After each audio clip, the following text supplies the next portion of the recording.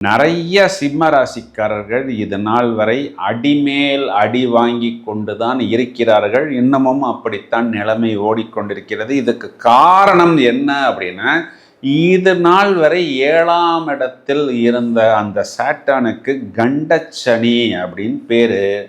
இப்போ அவர் உங்களுக்கு 8ஆம் இடம்னு சொல்லக்கூடிய அஷ்டமஸ்தானத்தில் வந்து அமர்ந்திருக்கிறார். அந்த 8ஆம் இடம் அப்படிங்கிறதே நமக்கு வம்பு, வழக்கு, தோல்வி இதெல்லாம் கொடுத்து கொண்டுதான் இருக்கிறது. வம்பு, வழக்கு, கோர்ட்டு கேஸு போன்ற விஷயமா இருந்தாலும், கடன் சம்பந்தப்பட்ட பிரச்சனையாக இருந்தாலும், வயிறு சம்பந்தப்பட்ட உடல் உபாதைகளாக இருந்தாலும், திருமணம் சம்பந்தப்பட்ட பிரச்சனைகள், உறவுமுறை சிக்கல், பார்ட்னர்ஷிப் பிரச்சனைகள், வேலை செய்யக்கூடிய நபர்களால் வர வேண்டிய பிரச்சனை, அவர்கள் தனியாக போய் வியாபாரம் ஆரம்பித்தது, இவர்களுடைய வாடிக்கையாளர்களை, கஸ்டமர்களை அவர்கள் இழுத்து கொண்டு போனது, சப்ளையர்ஸுக்கு பேமெண்ட் கொடுக்க முடியாத ஒரு காரணத்தினால் ப்ராடக்ட் வரவில்லை, சரக்கு வரவில்லை.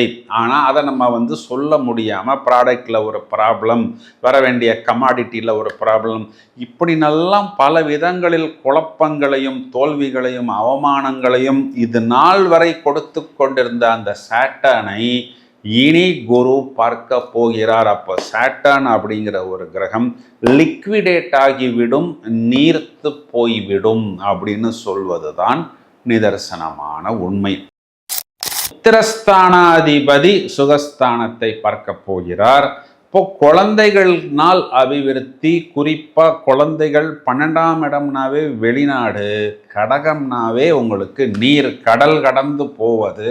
வெளிநாட்டில் போய் யாரெல்லாம் குழந்தைகள் செட்டில் ஆகணும், அங்கே போயிட்டு அவர் செட்டில் ஆகாமல் ஏதோ ஒரு லேபர் ஒர்க்கில் இருக்கிறார், ஒரு உயர்நிலை படித்திருக்கிறார், எம்டெக் படித்திருக்கிறார், எம்எஸ் படித்திருக்கிறார், டேபிள் துடைத்து கொண்டிருக்கிறார் வேறு வழி இல்லாமல் பார்ட் டைமில், அப்படின்னெல்லாம் யாரெல்லாம் வருத்தப்படுகிறார்களோ அவர்களுக்கெல்லாம் ஒரு குட் நியூஸ் கண்டிப்பாக உண்டு.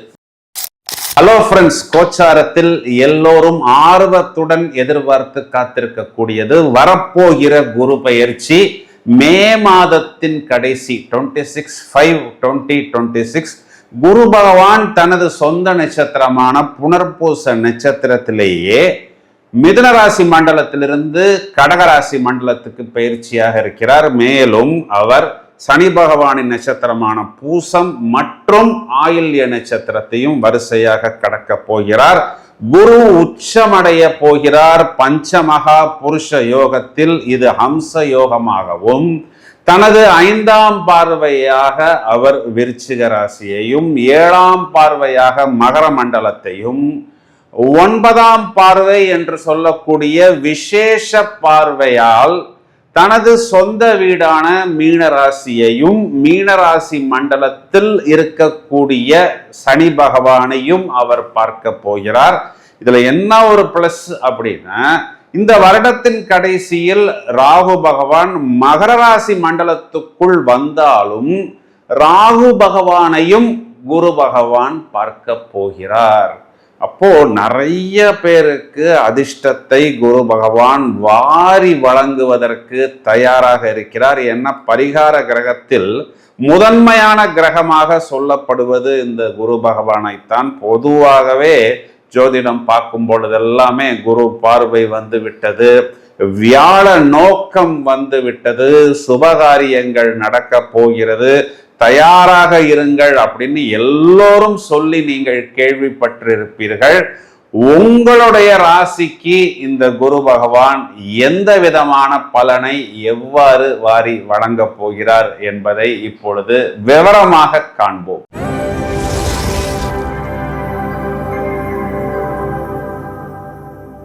சிம்ம ராசிக்குத்தான் இந்த பலனை சொல்வதற்கு ரொம்ப நேரமாக காத்து கொண்டிருக்கிறேன். ஏன் அப்படின்னு பார்த்தோம்னா, நிறைய சிம்ம ராசிக்காரர்கள் இது நாள் வரை அடிமேல் அடி வாங்கி கொண்டுதான் இருக்கிறார்கள். இன்னமும் அப்படித்தான் நிலைமை ஓடிக்கொண்டிருக்கிறது. இதுக்கு காரணம் என்ன அப்படின்னா, இது நாள் வரை 7ஆம் இடத்தில் இருந்த அந்த சாட்டானுக்கு கண்டச்சனி அப்படின்னு பேரு.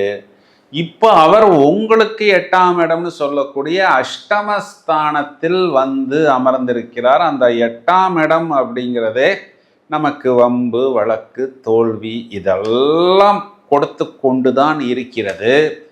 இப்போ இது நாள் வரைக்கும் 11ஆம் இடம்னு சொல்லக்கூடிய லாபத்தில் இருந்த குரு பகவான் இனி 12ஆம் இடம்னு சொல்லக்கூடிய விரயத்துக்கல்லவா வரப்போகிறார். விரயத்தில் குரு பகவான் உச்சமடைய போகிறார் அல்லவா. அப்போ நமக்கு செலவு உச்சமாகுமா, கூடுதல் செலவாகுமா?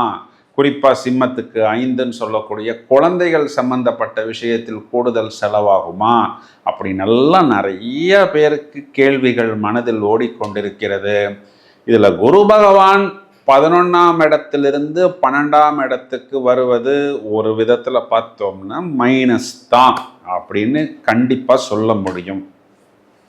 இது ஒரு மைனஸ் ஒரு 30% அப்படின்னு கூட நம்ம எடுத்துக்கொள்ளலாம். இந்த பக்கத்தில் நமக்கு ஆக்சுவலான ப்ராப்ளத்தை யார் கொடுத்து கொண்டிருக்கிறார் அப்படின்னா 8ஆம் இடத்தில் இருக்கக்கூடிய சாட்டர்ன் தான் நமக்கு பிரச்சனையை கொடுத்து கொண்டிருக்கிறார். ஏன் அப்படின்னா அவரை நம்ம ராசிக்கு டெட் எகெயின்ஸ்ட்னு சொல்லக்கூடிய சத்ரு கிரகம். இந்த சத்ரு கிரகத்தை குரு பகவான் விசேஷ பார்வையால் இனி பார்க்க போகிறார் அப்படின்னு சொல்லும் பொழுது நமக்கு இது +60%. இந்த பக்கம் -30%ன்னு எடுத்துக்கிட்டா இந்த பக்கம் +60%.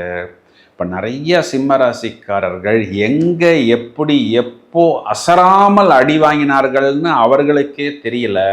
வம்பு வழக்கு கோர்ட்டு கேஸு போன்ற விஷயமா இருந்தாலும், கடன் சம்பந்தப்பட்ட பிரச்சனையாக இருந்தாலும், வயிறு சம்பந்தப்பட்ட உடல் உபாதைகளாக இருந்தாலும், திருமணம் சம்பந்தப்பட்ட பிரச்சனைகள், உறவுமுறை சிக்கல், பார்ட்னர்ஷிப் பிரச்சனைகள், வேலை செய்யக்கூடிய நபர்களால் வர வேண்டிய பிரச்சனை, அவர்கள் தனியாக போய் வியாபாரம் ஆரம்பித்தது, இவர்களுடைய வாடிக்கையாளர்களை கஸ்டமர்களை அவர்கள் இழுத்து கொண்டு போனது, சப்ளையர்ஸுக்கு பேமெண்ட் கொடுக்க முடியாத ஒரு காரணத்தினால் ப்ராடக்ட் வரவில்லை, சரக்கு வரவில்லை.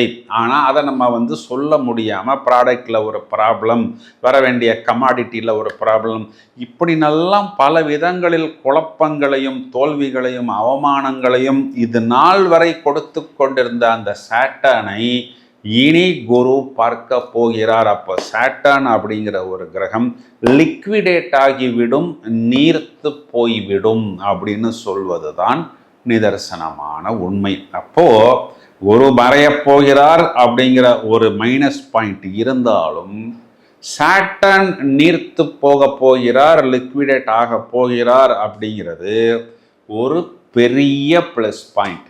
என்ன பெரிய ப்ளஸ் பாயிண்ட்னா தோல்விகளுக்கும் அவமானத்துக்கும் வம்புக்கும் வழக்குக்கும் கடனுக்கும் ஒரு ஃபுல் ஸ்டாப்.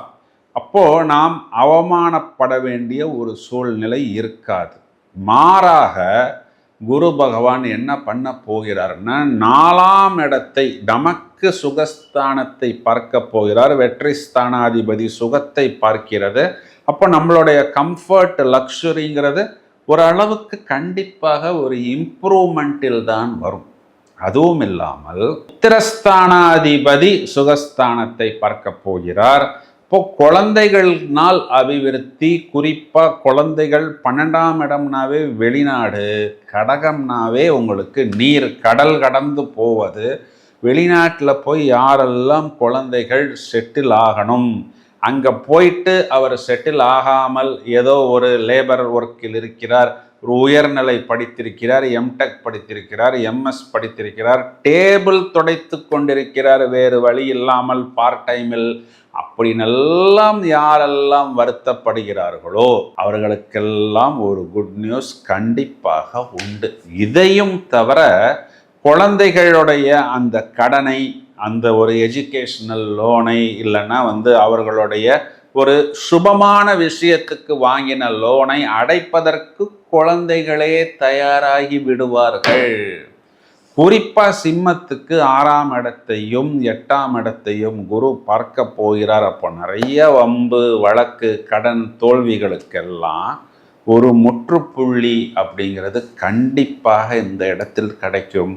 இதில் தேடி பார்த்தோம்னா சில திடீர் யோகங்கள் எப்படி கிடைக்கும் அப்படின்னா, சிம்மத்தை பொறுத்தவரை இங்கு 6ஆம் அதிபதி சாட்டர்ன் 8ஆம் வீட்டுக்கு வருவது அப்படிங்கிறது 6-8 தொடர்புங்கிறது ஒரு திடீர் யோகம்னு மூல நூல்களில் சொல்லப்படுகிறது. அது சிம்மத்துக்கு கிடைக்குமா கிடைக்காதான்னு நிறைய பேர் கொஸ்டின் போடுவாங்க. ஏன் அப்படின்னா, இங்கு இவர் தான் 6ஆம் வீட்டுக்கு அதிபதியாக வரக்கூடிய சாட்டர்ன்கிறவர் சிம்மத்துக்கு சத்ரு கிரகமாக வருகிறது.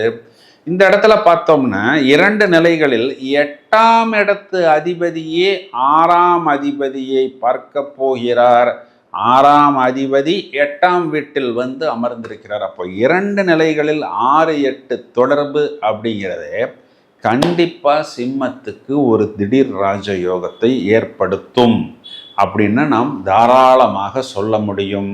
மெயினாக தனகாரகன் குரு 12ஆம் இடத்துல மறைய போகிறதுனால் இதில் எங்கே குறிப்பாக இருக்கணும்னா, உங்களுடைய பணத்தை நீங்கள் இன்வெஸ்ட் பண்ணும் பொழுது குறிப்பாக அது வந்து கடனுக்காக இருக்கலாம், வியாபாரத்துக்காக இருக்கலாம், புது ப்ராடக்ட், புது கான்செப்ட், புதுசாக மிஷின் வாங்குவது, வெளிநாட்டிலிருந்து வந்த பிறகு அந்த மிஷின் எடுபடலை, அந்த ப்ராடக்ட் எடுபடலை அப்படின்லாம் சொல்லாமல் உங்களுடைய தொழில் துறைகள், வியாபாரம், வேலை சம்பந்தப்பட்ட விஷயத்தில் இருக்கக்கூடிய ஒரு எக்ஸ்பர்ட்டோடைய கைடன்ஸ் எடுத்துக்கொண்டு அதுக்காக கொஞ்சம் அவருக்கு தட்சணை கொடுத்தாலும் பரவாயில்லை, நீங்கள் இன்வெஸ்ட் பண்ணுவது புத்திசாலித்தனம். இந்த ஒரே ஒரு விஷயத்தை மட்டும் நீங்கள் கொஞ்சம் கவனமாக கையாளணும். இதில் இன்னொரு விஷயம் நாம் என்ன வந்து கவனிக்கணும் அப்படின்னா, குறிப்பாக ப்ரெஷியஸ் மெட்டல்ஸ் வாங்கும் பொழுது கொஞ்சம் கூடுதல் கவனம் சிம்மராசிக்காரர்கள் எடுத்துக்கொள்ள வேண்டும். பரிகாரம் அப்படின்னு வரும்போது வியாழக்கிழமைகளில் மகான்கள் வழிபாடு, சித்தர்கள் வழிபாடு, ஜீவ சமாதி வழிபாடு, தட்சணாமூர்த்தி வழிபாடு, நீங்கள் யாரை குரு அப்படின்னு நினைக்கிறீர்களோ அது பாபாவாக இருக்கலாம், ராகவேந்திரராக இருக்கலாம், ராமானுஜராக இருக்கலாம், ஆதிசங்கராக இருக்கலாம், இந்த ஜீவ சமாதி வழிபாடு பௌர்ணமி திதிகளில் செய்கிறது, இதெல்லாம் உங்களுக்கு நல்ல கைமேல் பலன் கொடுக்கும் அப்படிங்கிறது தான் நிதர்சனமான உண்மை. இதில் இன்னொரு விஷயம் என்னென்னா, சிம்மத்துக்கு 7ஆம் இடத்தில் இருக்கக்கூடிய ராகு பகவானை இப்பொழுது குரு பார்த்து கொண்டிருக்கிறார். இப்போ குரு பெயர்ச்சி ஆன பிறகு ராகு பகவானுக்கு அந்த குரு பார்வை அப்படிங்கிறது மறுக்கப்படும். அப்போ குறிப்பா திருமணத்துக்காக காத்திருக்கக்கூடிய நபர்கள் கொஞ்சம் கூடுதல் கவனம் எடுத்துக்கொள்ள வேண்டும். வரக்கூடிய வரன்களை பரிசீலனை செய்து பிறகு அந்த வரன்களை இவர்கள் ப்ரொசீடு செய்யலாம். இப்போ கோச்சாரத்தில் ராகுவிற்கு குருவின் பார்வை என்பது இருந்து கொண்டிருக்கிறது. இப்போ ராகு பகவான் இந்த வருடத்தின் கடைசியில் தான் மகர ராசி மனைக்குள் செல்ல போகிறார். அப்போ ஜூன் மாதம் முதல் டிசம்பர் வரை ராகுவிற்கு குருவின் பார்வை அப்படிங்கிறது மறுக்கப்படுகிறது. இது காலகட்டங்களில் இந்த ராகு பகவான் உங்களுடைய ராசிக்கு என்ன செய்ய போகிறார் அப்படிங்கிறத தனி ஒரு வீடியோவாக நாங்கள் தயாரித்து கொண்டிருக்கிறோம். வெகு சீக்கிரத்தில் எங்களுடைய இந்த சேனலில் இந்த காணொளிகளும் அப்லோடு செய்யப்படும். தொடர்ந்து இணைப்பில் இருங்கள். இந்த பதிவை உங்களது நண்பர்களுக்கும் உறவினர்களுக்கும் ஷேர் செய்யுங்கள். Thank you friends.